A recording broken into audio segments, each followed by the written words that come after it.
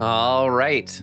So I get the chance now to introduce the co-hosts of the 101 series. They are Jose Sosa and Sarah Nuama. So Jose, please take it away. Hey, thank you, Zach. Yeah, looking forward to another edition of the Passive House 101. Today we have Shannon, Ilka, and Shaun, and they're going to have really interesting slides for us. They're going to show us all about their experience, and they've also asked if you have anything that you don't understand as they are discussing the presentation, any acronyms or things that maybe makes it difficult to follow, put your comment in the chat, and we'll see if we can answer them on the fly. So we'll try that. That's a new thing we're gonna try out. Otherwise, any other questions, put them in the chat, and we will have them at the end of the presentation. So with that, I will pass it on to Sarah. Hi, everybody. Good morning or good afternoon or what have you, depending on where you're calling in from. I would love to introduce our speakers to you today. So, like Jose said, we have Ilka Cassidy, Passive House Accelerator podcast and construction tech co-host, in-house Passive House consultant at Source 2050, and Holzraum System co-founder. We also have Shannon Pendleton, Passive House Accelerator construction tech co-host, in-house Passive House consultant at Source 2050 as well, and founder of Sanderson Sustainable Design. And we also have Shaun St-Amour, Passive House Accelerator construction tech co-host and VP of operations at Clay Construction. They're going to tell you a little bit more about themselves as we get to kind of buckle up and listen to what they get to share with us today. So without further ado, please take it away, friends. Thank you, Sarah. Thank you, Jose. And thanks, Zach. I was really vibing to the music on the intro reel. Appreciate you getting our groove on for us. So I am Shannon Pendleton. Thanks for the intro about what I do. A quick note on my career path. I started doing all the architecture, quickly moved into residential and working closely with builders. And since we're with Source 2050 to learn more about materials and sourcing and supply chain. And now really I'm a translator. I help teams get to certification. So whatever they need, that's what I do. So Ilka, why don't you go next? Sure. So I can just keep it easy and say I'm your twin in a way, because my career path is very similar. But I did go to school in Germany. So I feel like that's where I already was exposed a little bit to the passive house principles and ideas and just kind of very technical thinking. So I started an architecture firm and then quickly wanted to move further into the high performance and passive house world. And that's when I partnered up with Steve Hessler, who's on the call here too. And we found Holzraum System, and that's all we do, passive house, high performance panelized buildings with natural materials. How about you, Shaun? Yeah, so I've had a bit of a different path. I actually wanted to be an architect, but at the university, I ended up learning about wood products processing, went into working at a prefab company, which at the time was the most automated factory in North America. It's kind of where my prefab passion began. Then I ended up being a wood guy in a concrete power development company doing construction. And then my dad and I decided to start our own construction company, trying to work on sustainable prefab homes, and then started to get into the education world. But now back to building, where I tell people, I get to play with million-dollar Lego sets here in Vancouver, but I really want to inspire everyone to build a resilient prefab passive house. And today we get to talk about the passion that we have and about prefab 101. So let's get into it. We are very glad you're here, and we want to cover what you want to know. So please add your questions in the chat during the presentation. Remember, there are no dumb questions, just unclear presenters. So let's kick off by getting a sense of who's here today. Please enter your role in the chat. How many passive house consultants do we have out there? Or verifiers? How many architects, builders, manufacturers, engineers? Who did I miss? Clients, investors, folks in advocacy. So if anyone has completed a passive house, throw that in there. If you've got one on the boards, or if you're looking to add prefab to your workflow, because that's why we want to get to know you a little bit better. And we want to know, are you asking yourself, what can I expect when adding prefab to my workflow? What's going to change?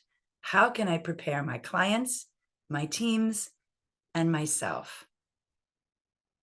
So this is one of the projects that Ilka and I worked together on and that Shaun has seen many, many times. It's a beautiful sim model, coordinated and built by Holzraum. A sim model is a single integrated manufacturing model. And we're going to talk about this project on and off today. But for the purpose of prefabrication with a manufacturer, this one was made ultimately with Blueprint Robotics manufacturing, but it could have been made anywhere. Now it is a FIAS certified 2018 Source Zero Carbon Smart project in Bernathen, PA, and it was completed in 2021. And not only was it our first time prefabricating, for our team, it was our first multifamily passive house. And when we debated on whether or not to take the risk and try something as new to us as prefabrication, we actually decided it was riskier not to prefabricate. So why? What did we have to lose by designing and building the standard way, only on site with site-built construction? And how did it allow us as designers to secure our carbon smart goals, our performance, materials, metrics, and schedule, and the cost before the construction documents were done? So Shaun and Ilka are going to show how prefabrication makes you think ahead and what you're faced with in terms of upfront choices, which can be risky when you're used to a typical workflow, but why it's a match made in heaven for prefab, because prefab and passive house want the same thing. They want the whole team together from the very beginning. So let's do a quick little bit of speed dating. This is what it looks like in the olden days when you were looking for a prefabricator, and prefabrication has come a long way. There's a lot of custom work out there, as well as spec work out there. But it used to be you really couldn't see what you were getting until you signed a contract and made a commitment.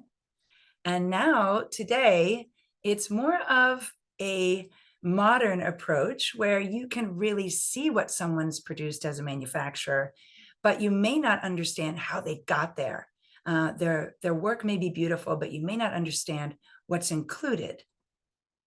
So we have put together a little dating app for you called Timber instead of Tinder. And it looks at 4 buckets: location, materials, services, and schedule. And these are the questions that you want to ask every prefab manufacturer that you meet that might be in your radius or outside of your radius. And take a screenshot of this. I'm not going to go through all the questions, but these are the things that we balance when we look. And once we've really swiped right, swiped left, figured out who's a good match, we take a look at all of these things together again with them, and we put them into our contracts, and we talk about how we're going to approach them from the factory side and the on-site side, because eventually it's going to come out of the factory and it's going to get built. And so with that, I am going to hand off the groundwork for a successful relationship, because it's not only relationships between people, it's relationships between parts. So Ilka, what does that mean? What are realistic expectations? Sure. So yeah, thanks, Shannon. And I'm going to move through these slides very, very quickly. So there's a lot of information here, but we can always come back during our chat at the end. So yeah, we found a match through our little dating game, and we have a partner. And now our goal is really to have a successful relationship, right? We want to enter the next stage and actually go through a project together. And hopefully we would repeat that. We you know, we started being a team and we want to be repeat customers, and everything just keeps going smoothly. So, but what is very, very important is to be on the same page. And that is very important in terms of setting expectations. So, and how do we set the stage for really, really clear communication? And part of that is that we as the architects, clients, builders, and manufacturers really, really need to come out of these bubbles, right? We're kind of used to being in our little world, but that sometimes doesn't really work so well when we want to work together and talk to each other. So part of that is really just kind of learning what the other side does and understanding what they do so that we can actually talk about it. So next one, Shannon, please. So let's set some expectations, or look at of common expectations and see if they're actually realistic or not. So let's look at the product. So we, as the architect, client, or builder, we basically matched with a manufacturer, and we like their assemblies, and we like the quality of work that we saw, and we can expect that to be represented in the building that we're gonna build. So, and then on the other side, from the manufacturer's perspective, it's very realistic to say, okay, the architect, client, builder, they really, really understand our standard assemblies, and they do incorporate that into their drawing set, because those are all elements. That's why we chose prefab, right? The client doesn't want anything to change on site. They don't want specs to be swapped out. They pick the spec with this manufacturer, and they expect it to stay that way. And vice versa, the manufacturer really doesn't want the builder or anyone to say, oh, I don't like that insulation. Let's choose something else. So that's not going to work. So these are really just realistic expectations. So let's go to the next one. How about the cost? So a common perception is that prefab costs less. Is that realistic? And I am representing kind of like a point of view based on the experience that we've had over the last probably 10 years. But, you know, just to keep that in mind, other people might have different opinions, but this is basically drawing from our experience. So what we've seen is that the cost is quite similar to a site build project, but what we do see and what we have done is that the quality is better for a comparable cost. And there's definitely less change orders. The cost is a lot more predictable. There's less waste, and you end up with a parts-based model. So those are all pretty good value propositions that don't necessarily make the prefab approach cheaper, but you know, there's quite a bit of value in going that way. So let's go to the next one. So let's think about the scope. Sometimes it's easy to kind of think that the manufacturer basically takes on a huge part of scope, and maybe we don't even need a builder. Is that realistic? Is that true? So on the other hand, the manufacturer, though, they really expect a site that it's prepped for them, because what they would like to do, if they do the install, they want to go on the site, install their panels as fast as possible, and get out of there. So this is something that really, really needs to be talked about.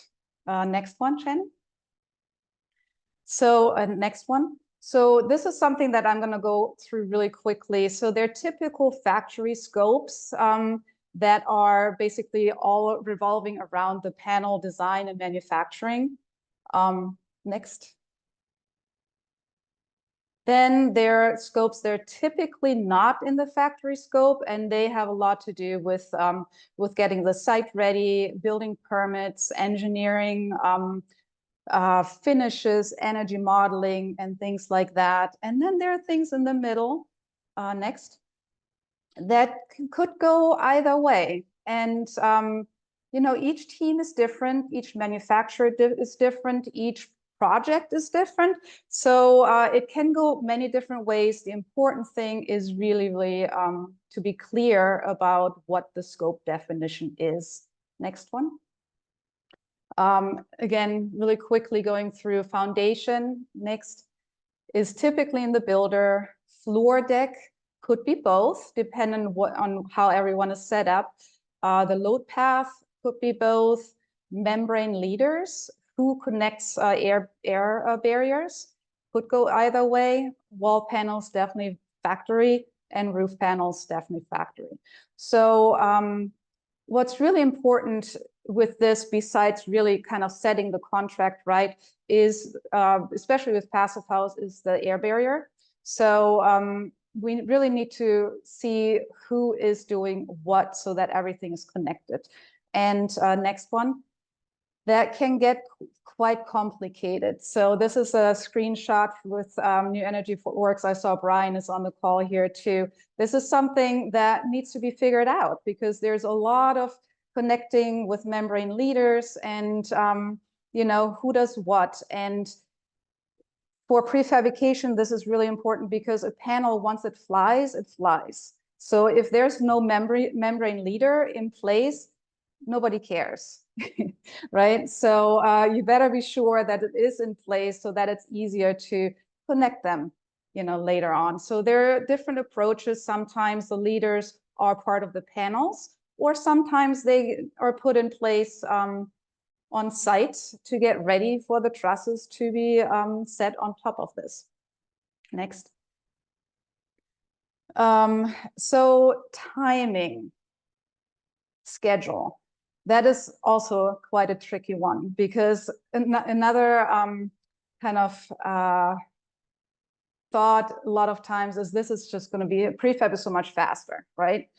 But that is also an expectation that is true and not true, because the overall, we always say the overall build or construction site is actually very similar, but the time shifts, the time spent on each item basically shifts because you build the building in the computer first, so you spend a lot of time upfront in doing the construction documentation. You basically already look at construction administration. So that is also something really important to talk about. And next, Shannon, and to basically align to the factory's milestone schedules too, because they need certain things at certain times. And you as an architect, you might have to adjust your timeline, also your contract towards that timeline a little bit. Next. So this is also something that is quite different in prefab. You can't, you know, we're so used to making changes up until the end, even on site. And if you go with prefab, that is not really possible. The manufacturer, of course, wants everything to be frozen and done by the time they even touch anything, but that is also not very realistic because things come up, things change through the process. So next. So what is really important to understand is that there's quite different approaches towards architecture design, documentation, and outputs compared to what the factory does. So the architect has like a BIM software, and it's really for you know, showing the client, showing layouts, floor plans. It's all what we're used to. Next. And we get outputs like window schedules or interior elevations, and things are really easy to move around still because always everything's parametric. But then if you go next into the design to manufacturing and assembly process, DFMA, you basically fill all these voids that a volumetric model still has, right? You fill it with all the pieces that go into a wall or into a panel, like every single piece. Next. And we need that because we need those outputs. We need this in order to build those panels or modules or however your component is built. Next. And it goes down to this level of detail. And Steve drew all of these, and he would tell you it's a pain to change anything at this level. So that's why you really, really can't change things all the way at the end. So yeah, just be aware that there's a point when the factory needs frozen designs, and then it just needs to go from there. Otherwise, everything has to kind of start from the beginning, and it's time consuming and could be costly. Next. So what is it that each team member needs from the other? And that is also something that is very different from team to team, because you can't, like the architect might assume, okay, the factory has everything they need from me, and I can just kind of wait for the building to arrive. And the architect or the manufacturer on the other side also expects maybe a level of detail in the drawings that architects might not be used to. Like the level of thinking has to switch from more of a design of volumetric model thinking to a parts-based thinking. Next. So these are different checklists and drawings and evaluations that you can go through with your manufacturing partner and really decide what is the best way to exchange information. Next. So really the goal is to go from, the contracted scope and geometry, next, to reach this, the deliverables that you want. Next. And in between, next, there is this whole big part where you're really developing the project and the relationship. So communication, communication, communication is very, very important. Next. So this is something that comes with a pre-manufactured building, which is this this parts-based model, and there's a lot of opportunities there. So this is a model that has basically everything built in it. Next. And now all of a sudden you can actually do some clash detection with MEP. Next. On different levels.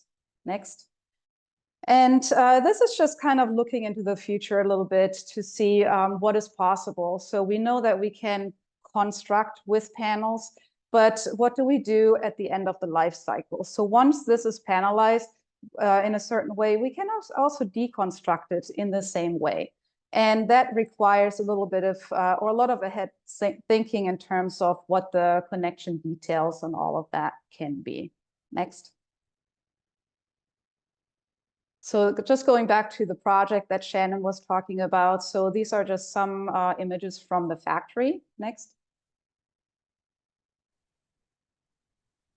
And over to you, Shannon. Awesome, Ilka. I don't know if you could hear me clapping with my mute on, but I was definitely clapping and throwing little notes into the chat. And my favorite note that I just threw in there was that not all parts-based models clash detect all trades, but Holzraums do. And that was why we were a good match, because we really needed someone to do that for our project. So I'm going to fly through these slides pretty quickly. We can go back to them during the Q&A if you want. But really, this is just about what is the part, why does it matter, and what is it made of, and where does it go, and what does it touch? So foundations, they happen on site. They have to be very, very accurate, or your prefabber will not deliver to install because they can tell it's not going to fit. Your shoes have to fit. So below grade walls, we've got continuous insulation and an air barrier system with an EPS ICF, which is extruded polystyrene and an insulated concrete form, like a Lego set. Subslab, we had continuous insulation. So we had R24 mineral wool where we had to break that with structural elements like steel columns. We added structural thermal break materials at those areas. And then we came along on top of that with our air barrier membrane. For the slab, that air barrier membrane was then taped at the floor seams and taped at the walls. And we'll get into whether or not that worked perfectly later. Hint, spoiler alert, didn't. And then suspended slabs, we had a few of those, one for the parking deck on the right here where the cars park, because this is kind of a one-story side and the other side's a two-story side. And then a suspended slab in the back for a terrace. And those were both prefabricated forms that were assembled on the site and then poured.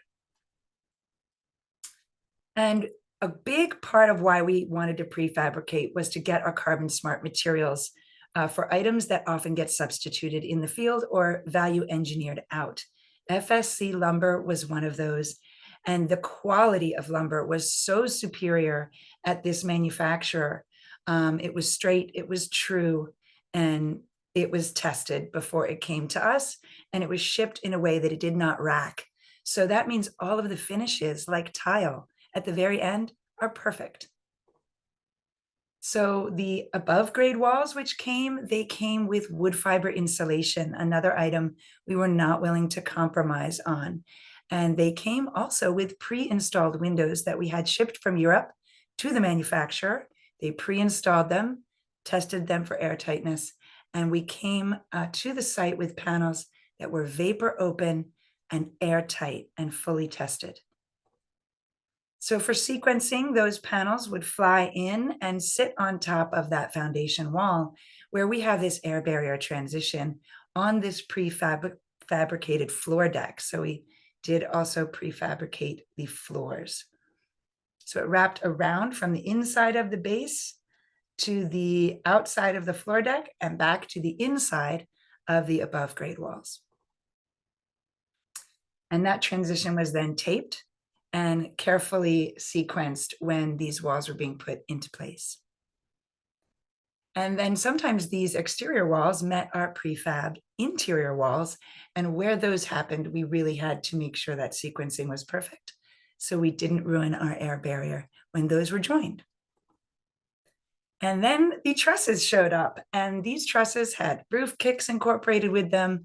They had raised heels for deep insulation, and they were sitting on top of the plates for our exterior walls and our interior walls where our air barrier is going to be.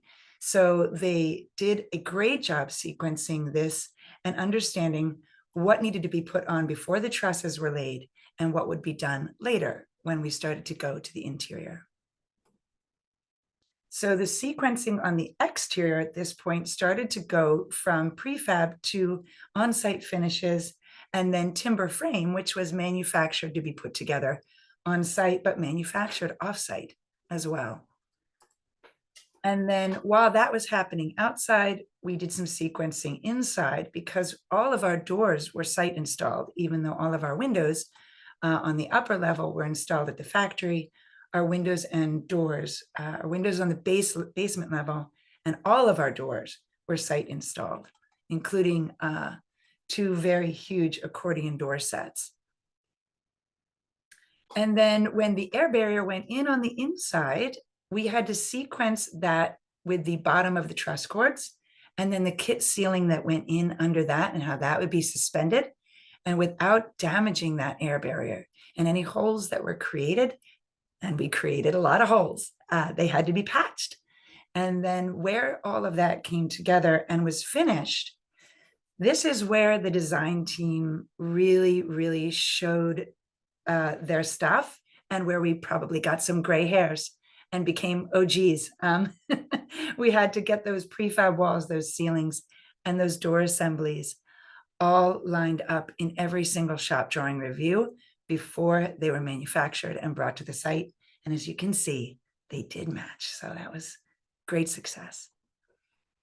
And on the outside, those same transitions then went into those exterior finishes and all the way down to the ADA recessed door cells into the slabs. So the finishes went on, And then the building was finished. And then we had our third-party verifiers come out and verify. So multiple teams and factories could have done this. And I think that's what Shaun St-Amour is going to drive you toward next, which is all of the experience that the three of us have had working with Passive House Accelerator, meeting other prefab factories, finding out how they do it. And Shaun, take it away. Perfect. So prefab is not new. Prefab has been around for 100 years. Now we're combining passive house and prefab. And as a builder, you can either jump right into what Ilka and Shannon have done, where you get connected with a great team, and all of a sudden you're doing the full thing. But sometimes there's a bit of the gap of like, how do you get from the standard construction process you've been doing for so many years to then getting to the full prefab passive house components? So definitely a few things that I have seen and learned, and some of the things that we're currently experiencing in that decision. So next. So I want to get to the point where I can celebrate the framing stage. And on a side note, I actually think construction doesn't celebrate this enough. We used to have all these potluck dinners at the framing stage. We need to get back to celebrating the fact of getting to our mid-construction blower door and really embracing the fact that the team has come together and is able to construct and put together the shell of our prefab passive house. Next. So as a builder, if I'm looking for the zero carbon building, one of the things I notice is I have all of these specialists coming to site, and you just think of all the emissions of just the transportation of all of these things coming to site. Whereas in a factory, there's economies of scale, there's ability for a higher quality product, and we're actually reducing the amount of site trades and visits that's required. Because again, how do we build something such high quality, when it's in a sense in the site, whereas in a factory setting, again, there's just this whole thing about quality that just screams just efficiencies and all these things that we want to start to embrace. So next. And the prefab, again, there's lots of options. You're probably already starting to use trusses. You may be looking at open walls. There's closed walls, there's modulars, there's mass timber. There's a combination of mass timber and modulars. Next. But we're starting to get creative, where you're seeing bathroom pods being offered, again, CLT and different type of methods of including the mass timber in our projects. Next. And one of the exciting projects I just saw recently here is Klisnikoff, which is near where I live here in Vancouver, and we're actually using like a CLT pod, and this is for and being high performance with high performance windows, the tapes and membranes. So it's really exciting to see that even the the mass timber is evolving quite quickly. So lots of great options there. So next. One thing that if you've been involved with the accelerator, James Hartford from River Architects showcased during COVID, he was able to just order modular units to come to site, and then he used I-joists on the outside to get the thicker sweater that he needed for his clients and for this particular project. So again, lots of creativity, lots of different options. You can be there depending on your cost, budget, and your schedules. Next. So one thing that I found in the high performance world is first the mechanical systems we're using. So a lot of our projects we get once it's already in permitting stage, and we're having to fine tune for efficiencies. And so we're heading projects that were traditionally heated with radiant heated floors, and then for cooling, an air conditioner is being added on. And as we move to passive house, that is now being switched out by heat pumps. But if you look in this picture, the mechanical room is in a great spot. It's in the middle of the house. Unfortunately, it's underneath the staircase. And so that means that kind of the ideal 8 foot by 8 foot by 8 foot high box that I'd be able to store all the mechanical equipment is now almost 4 feet by 6 feet with a 4 foot. So I can't get my ducts out of the mechanical room and then feed to the different rooms. And so now we have to look at how do we get our systems moving forward. So next. So that's where, involving pre-planning is really critical, because I want to make sure that my ducts don't hit my structure. And this is the first step is planning ahead, working with the designers to get a 3D sketch of the structural units with the mechanical to really ensure that I'm not having pipes and ducts hitting each other. Next. And then the next kind of, prefab product that we're now introducing into our buildings is floor trusses. So now I'm creating almost like a two-way wall on the other side of my mechanical room that then ducts can get into. Now they're into the floor trusses, and now they can go to wherever they need to. Next. And so as a builder, now that we're involved in things, the amazing team of, Shannon and Ilka, they've already done a lot of the pre-planning of all the passives components, but as the builder, my role is really working on air tightness. That's where, they've planned, say, hey, to get passives, we need to get to 0.6 air changes. Here in BC, it's really great because we have policy with our BC Energy Step Code. And so by 2032, we actually have to hit these kind of numbers. So our team is already working on our methods to get there, but I definitely would appreciate having some success with this type of system. So next. And this is where factories being able to air seal. Again, I'm in wet West Coast Vancouver where there's always raining. And yes, the high performance do work in the rain, but it would sure be nice if we could air seal, when it's horizontal, when we have factory setting, when there's clean, there's no dust. And so you talk about improvements to my main goal, which is to get the air tightness, having the panels come with the air tightness details and membranes, vapor control layers installed, the insulation, so the sweater already there, and all the structure is really important to us. It's a huge advantage to help improving our air tightness strategy. Next. And so just looking at how easy it is to air seal the panels when they're horizontal, this is where I'm like, okay, well, could we do this on site as we work to potentially, purchasing panels? So next. And so what we've done right now is we've kind of eliminated a few framers, which are tough to find. Skilled trades individuals are tough to find in North America. And so what we've done is at least brought in a lifting system to at least build the walls and then install them. So next, so you can see the floppy bits there that we've had to put in. Again, so now our walls are up. And so you can say, why are they bare? Well, depending on our structural engineer and our codes, we've had to teach them our method of building because I really want to wrap these walls. So next, so we've talked to our inspectors and our team, and so now at least the second floor we can wrap the walls on the floor and then lift them up, and then next, and then we have to go back and patch the first floor. And so this is kind of our first steps to on-site prefab. Next. But this is the goal. This is where I want to get to, where it doesn't matter the conditions. It can be raining or snowing, but we can easily be able to assemble. So a great photo by Cliff Carpentry and what they're able to do, where again, we're able to bring that shell faster and coming together is just really interesting. So next.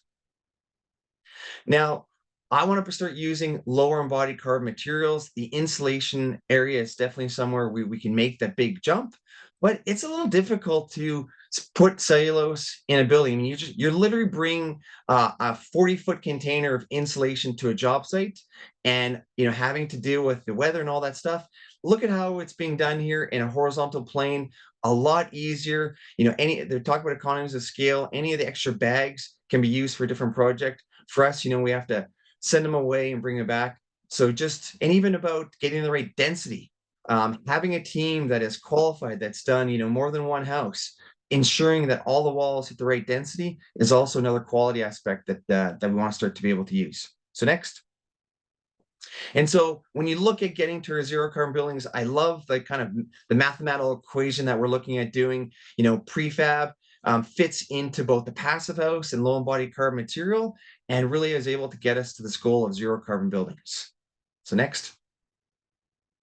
And what's really great now is I can now, as a builder, seeing that there are some pre-designs, I now can go back to the client. I can go back to trying to figure out our team so that the designers, the energy modelers, can actually see where we need to get to. And I love how, you might say, oh, those are boxy designs. And in Vancouver, we have a lot of standardized lots. But when I have a box, a nice rectangle, we can do a lot of beautiful details. We can, add a lot of the things to the exterior shells to make the mass customization occur. But even in BC, we talk about policy, the fact that a couple months ago, we actually now have standardized designs that the provincial government has put out, and they come with prefabrication. So really lucky now that we have the BC Energy Step Code pushing us to get to passive standards. We also have industry and government working towards prefab. So next. And what's really great, again, is when we did the prefab summit a couple of years ago, we put this map of all of the different prefabbers across North America. This is advanced. I can't wait to see an updated slide of it. And so it's really great that, you know, there's a lot of options of being able to access to prefab with passive house components. So as a builder, really excited that we're able to, you know, advance and adapt and call on our industrial manufacturers to help support us in building better homes. And there we go. So yeah, we'll again, Shannon, Ilka, again, amazing team we're lucky to have here. I guess Jose, Sarah, we'll take it over to you. Absolutely. This was an awesome presentation. I was kind of captivated the whole time. I love the fact that you can really play with, like, I mean, I don't know, when you were talking, Shannon, just about the order of different things that you have to kind of think about with Timber, with the app that I'm for sure going to sign up for. I thought that was a really great way to kind of digest the steps that need to happen, because often I hear about, you know, this is just in different talks I'm attending or whatnot, but I'll hear about prefab and people are like, yeah, prefab is awesome, but they don't kind of really talk about the nitty gritty and the steps and the things that you actually need to consider, what, you know, the architect, builder, and client might be assuming and what the manufacturer might be assuming. So love that. So we're gonna jump into the Q&A. Favorite piece of mine. Jose, can I throw something in before we Yeah. go into the Q&A based on what Please. Sarah said? So we just came back from the FIAS Pro Forum, and like, I appreciate that you guys think of us as the OG, but there's like a whole OG series of folks before us that helped us learn how to get where we are today. And we're like flattered to even be called that, I'm sure. But Chris Benedict and Julie Klump presented in a prefab session with Ilka and I.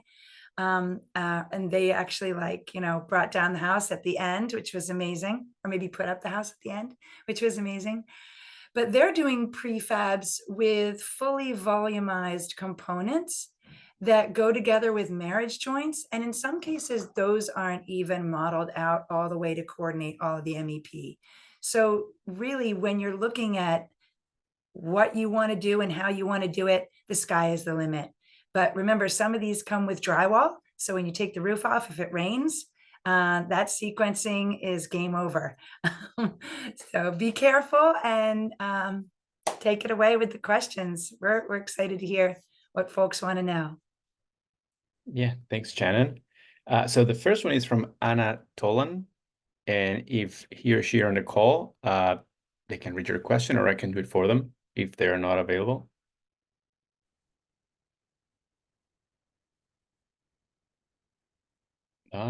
I guess they may not be on the call anymore, or maybe they're muted. Regardless, I think they had a really good question and the right one to start with. Are you using prefab and modular interchangeably? Jose, I am here, and that is exactly my question. So there you go. Thanks, Anna. you're welcome. Thank you. If I could just jump in there, I'll just say that the trend right now that I'm seeing, because again, my favorite company is called Balfritz, and it's a company out of Germany that has been doing prefab for 35 years. They've been in business for 122 years. Like, they're in my mind, the most sustainable prefab company in the world.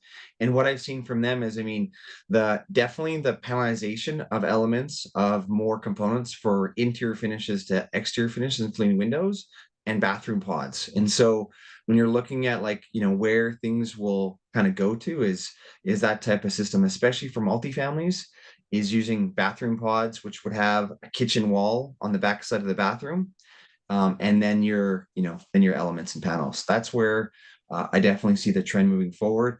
Again, we're still using that balance of on-site prefab, but working towards more element wall systems versus the modular systems.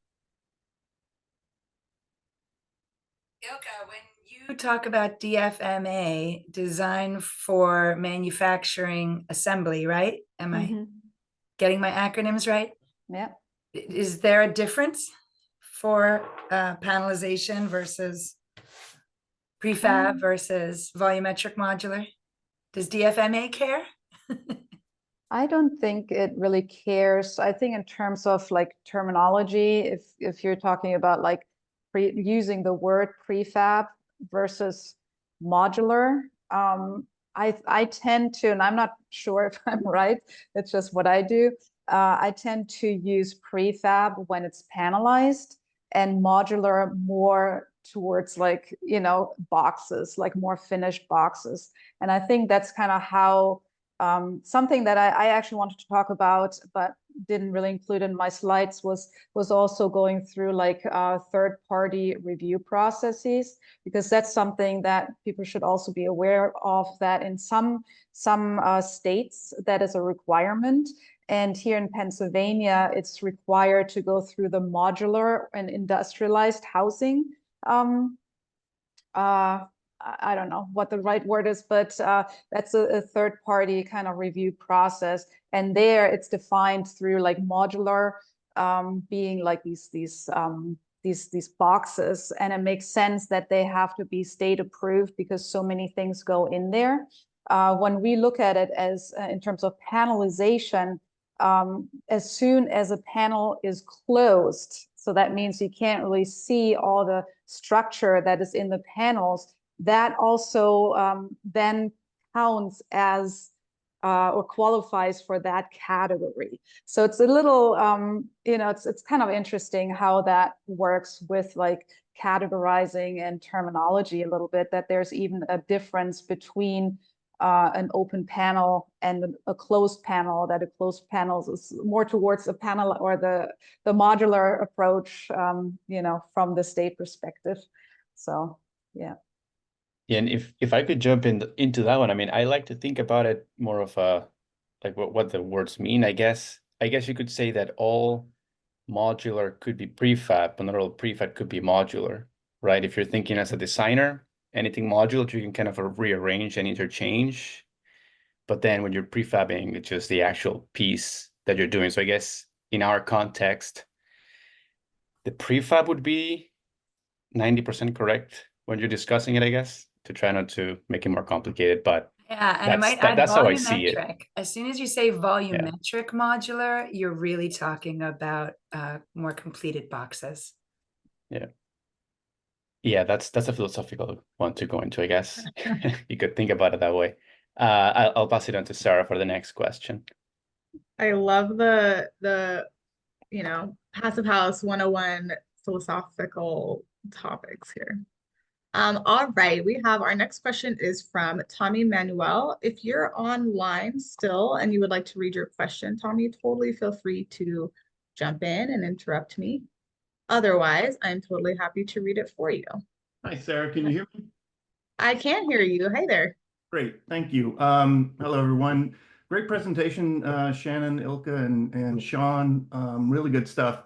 My question was just about how design for disassembly factors into prefab. Kind of get it in the sense of, you know, panels, but if you extend that thought or to the components within the panels, how much does that come into play when we're talking about these kinds of projects? Such a great question. I think we probably all have answers. My short answer is I like to be able to define every single layer and understand the specifications of every single layer in every single assembly. And I wouldn't choose a manufacturer that wouldn't allow me to do that.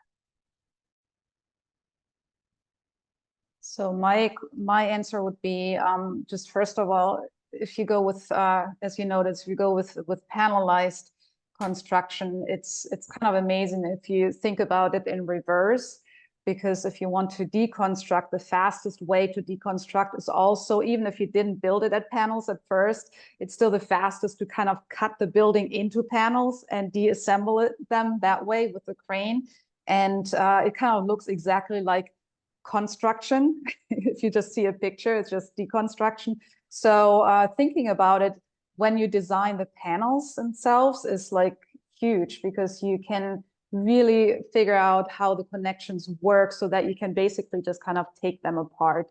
And then also what Shannon was saying with these layers, I mean, that's something really important too if you think about deconstruction, because as soon as you merge layers to each other, as soon as you glue things together, it's not really a pure material that can just be reused again. So that's just something that if you're really thinking towards end of life cycle, and you know, some call the material that is available, then the urban mining index. I know, Shaun, you had a really awesome word for that too, but this is all material that then is available for reuse. And I think it's time to start thinking about that. And great answers to you guys. And I know we got to jump to updates, but just quickly, Tommy, is so when it comes to this, is when we assemble the panels, or our focus is everything is using fasteners. So again, it's easy to deconstruct something with fasteners versus nails. They're long fasteners, like, you know, you're talking 8 to 12 inches. So the JRK is like my new best friend. But to give you an idea of like where we're going is next year, I'm working on a project where we're actually building the walls from deconstructed materials. So we've got a couple of houses we're deconstructing, and part of our wall assembly will actually have wood from the urban forest, and I'll showcase that next year. Awesome. Great. Thank you guys so much.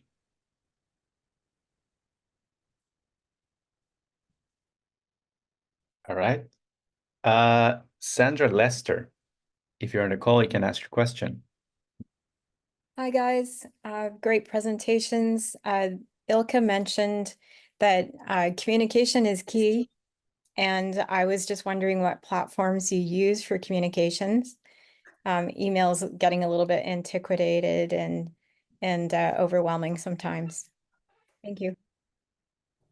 Well, I wish I had the perfect answer for you. We went through many different platforms there. Yeah, emails gets really old and confusing. I mean, we started working with issue trackers. We actually started developing our own software based on just communication, because so our third party is actually a software developer. And in the beginning, we always thought, oh yeah, we have to optimize the design software. But going through these projects, we realized what's really important is just communication. How do we use what everyone is already, or how do we integrate what everyone is already using? So yeah, issue trackers. And then another opportunity of having this parts-based model is we actually use that a lot as a communication piece, or the platform, because you can sit down, look at it on the computer, and basically do screenshots and mark it up, kind of what that one slide that I showed, where the manufacturer Brian from Your Ninja Works was kind of marking up, this is where this goes and this is what there goes, and these screenshots can go into an issue tracker. So that's kind of how we started working with that. Yeah, and I would add to that and say, think about it the way you communicate with your family, and think about your team members like part of your family. How do they want to communicate? Do they want to use Procore? Do they want to use email? Do they want to use spreadsheets? Do they want to use Google Drive? Just get everybody to agree, and then make sure they know you want to meet with them weekly if possible, especially figure out when you're going to meet before the design releases or for the drawings are going to happen, so that you can get all your feedback for Passive House and all your feedback for prefab into those drawings before they are released for review across the entire team. So sequencing your schedules is just as important as sequencing your parts. Shaun, do you want to add? No, I was worried about the time, and I know we needed to get to the details. So because we still got the final 15, so we'll keep going. Great. So I guess, Sarah, you'll take the next question. Yeah. Todd Jersey, I see that you had your hand up for a hot second, but would you like to ask your question? Can you hear me? We can. Okay. I am curious as to all the different companies people are using. There's a lot of cool stuff said, but no mention except for the one German company about US, the options for architects like myself. So maybe people could put in the chat the kinds of companies that you use. For instance, Shannon, you have experience. I didn't get the company that was used there. And I'm in Absolutely. California. What's Yeah, that? absolutely. And if you crew up the chat, Shaun put together a ton of examples and links to the videos on those examples where they talk about the who, what, where, when, why. I like to look locally because delivery is a huge part of the cost and the carbon footprint. Yeah. And I like to know that the local folks who are putting my stuff together, that's becoming part of the local economy, and that they're also trying to source their materials locally. So Well, does anybody know of somebody in California or the Bay Area that they Yeah. like? I would love to hear that. yeah, well, everybody throw stuff in the chat for Thank Todd. you. Thank you. Yeah, thank you. Yeah, Todd, the magazine that Mary put out a couple years ago has a great picture. That was the one image that I had of the map of all the prefab companies in North America. But definitely check out the magazine. I mean, it's remarkable how many I'm so prefab sorry. presentations. What magazine are you talking about? Oh, the Passive House magazine, my friend. I'll find the link and bring it forward for you so you have it. Okay, thank you. Yeah. Yeah, and Shaun, I'm not sure, in your links, we've done a couple of passive prefab summits where we've had just prefabbers come and do a virtual conference format about their factories. And I can share my screen really quickly and share that map that you had here. Yeah. And I think you're right about here, right, Todd?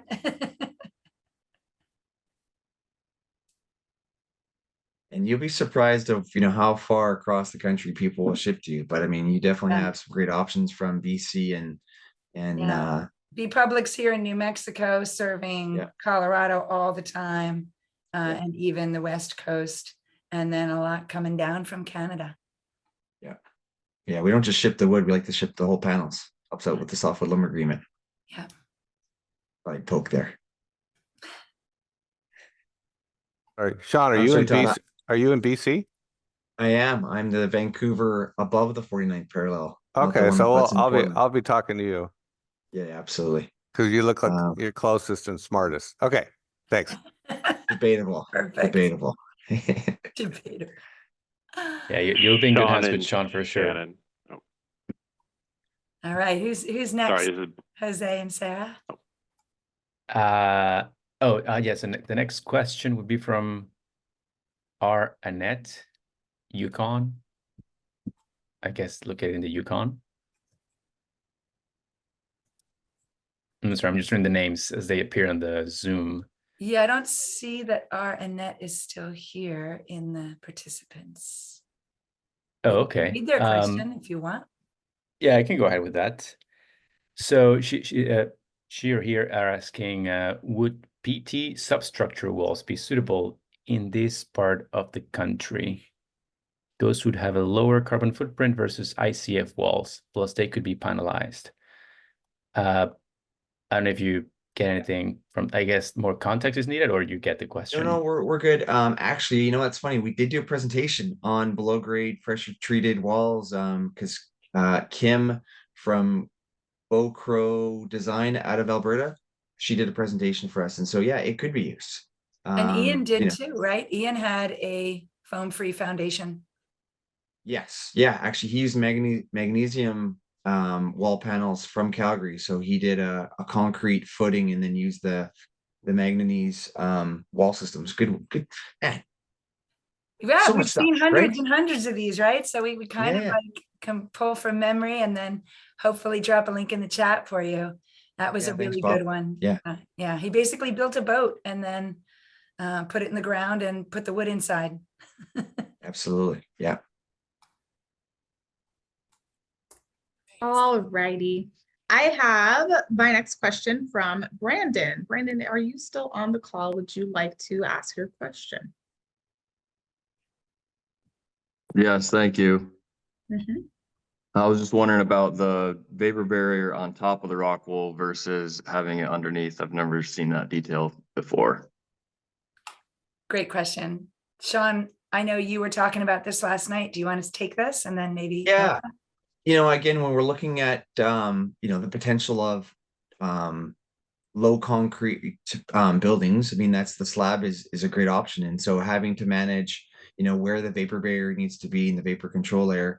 I mean, for us, it is not a concern. We do 8 inches typically of crushed gravel below our homes. So really any moisture that gets in there is hitting the drain tile and getting away from our site. So I have zero concerns of putting rock wool there when you put in the right elements to ensure that you're not going to have water getting in there that it would affect that material.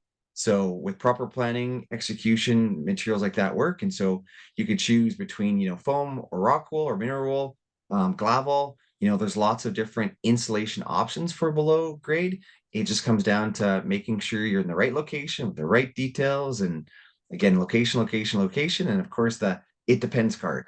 So Okay, anything to add? Not really. We've done it both ways, where we put the vapor barrier below or above the insulation. I think it's just you need insulation that can be below ground, which rock wool is, as well as different foams. So yeah, I think it really depends on your sequencing, and then also, if you put your slab with all your rebar in it, a thought is, how likely is it that it gets penetrated and all of that? And then also, how do you connect that vapor barrier? Because that is basically the air barrier too.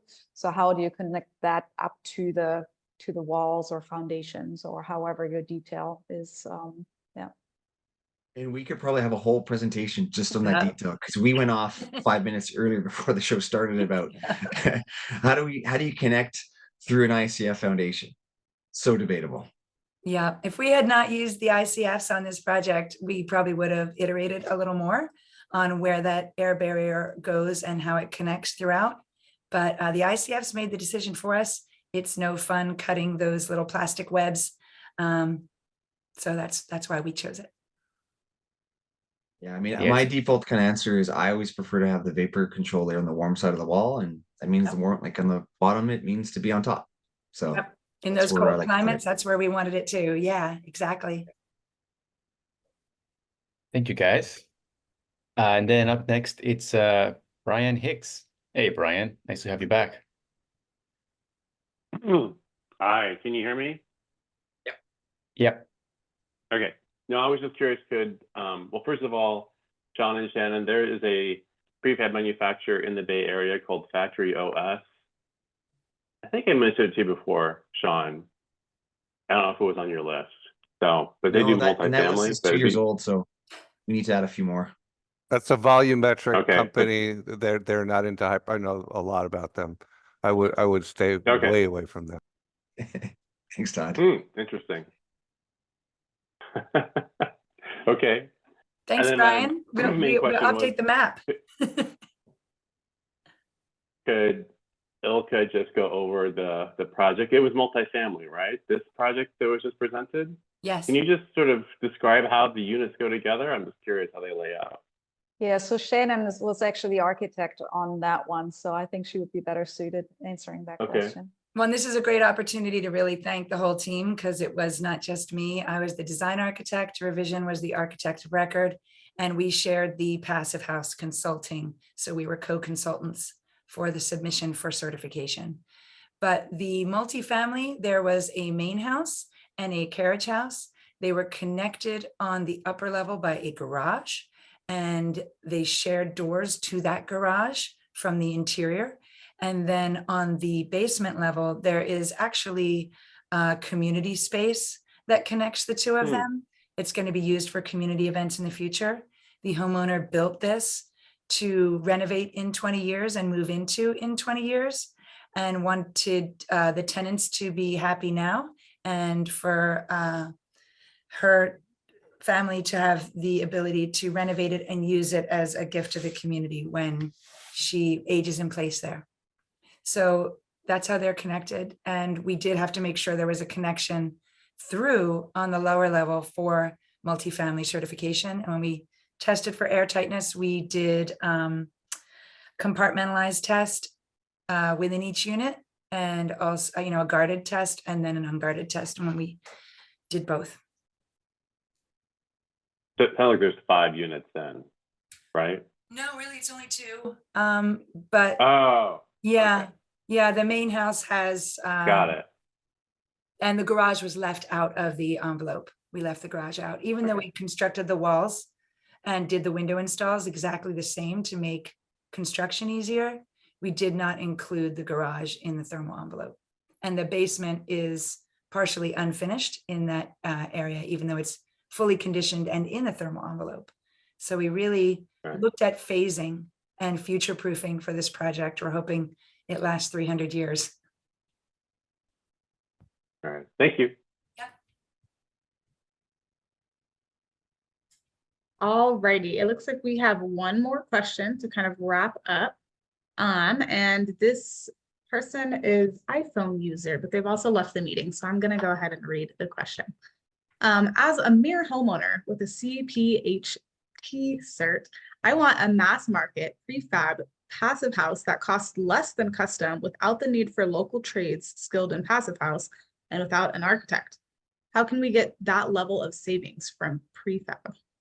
Oh, it already exists. It's out there. Except you're still going to need a builder to put it together, right, Shaun? Well, I think it's a really good question because I think that's what all of our hopes are, and I think that's what the big promise is of prefab, right? That's where we want to get to really benefit from cost savings and fast construction and all of that. And I think the key to get there is really repeatability with design and with like details. So I think as soon as you don't have to start reinventing the wheels over and over and over again, we might be able to get there. But it's, I don't know. I mean, I think the road towards that is basically what Shaun was already showing, some of these like pre-designed homes that some panel manufacturers already offer. So I don't know exactly where the cost point is there, but that is the right direction. Just really, go with repeatability. And yeah, when we went to Regenerative Metropolis in New York City, we saw a company that is European based now, but looking to come to America and doing the same thing there that we're all trying to do here, which is replicate and allow enough customization that a homeowner feels like they can put their personality on the design, but not so much that they have to go through a very laborious process and instead can shop in a catalog, right? So, and that company is Leko, L-E-K-O. They're not here in the States yet, but they also take back their panels and remanufacture or refurbish them into their next projects. So they've taken total circularity into account. So it's real. Amazing. Well, thanks for everyone for coming today, and Sarah and Jose for hosting. If there are no more questions, you can reach out to us anytime. We obviously love talking about this stuff. Yeah, thank you, Shannon. Thank you, Ilka. Thank you, Shaun. We're really grateful to have you guys. And I guess, yeah, that's a wrap. So yeah, we'll see you guys on the next one. Thank you all.